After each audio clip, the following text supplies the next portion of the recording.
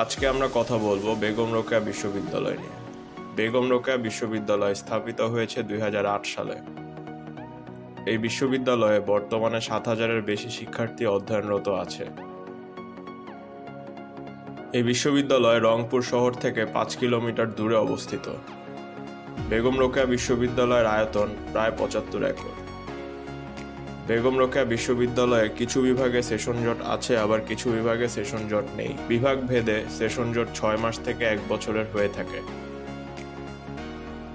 বেগম রোকেয়া বিশ্ববিদ্যালয়ে বর্তমানে 4টি হল রয়েছে, 2টি ছাত্র হল এবং 2টি ছাত্রী হল। এই বিশ্ববিদ্যালয়ে প্রথম বর্ষে হলে সিট পাওয়া যায় না।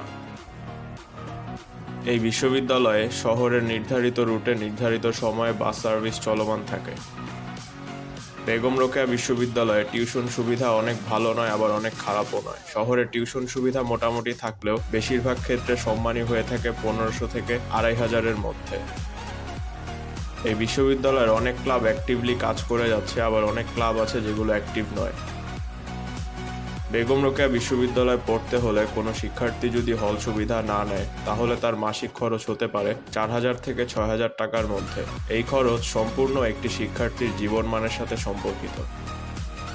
বিশ্ব র্যাঙ্কিংয়ে এই বিশ্ববিদ্যালয়ের অবস্থান 5000 থেকে 6000-এর মধ্যে।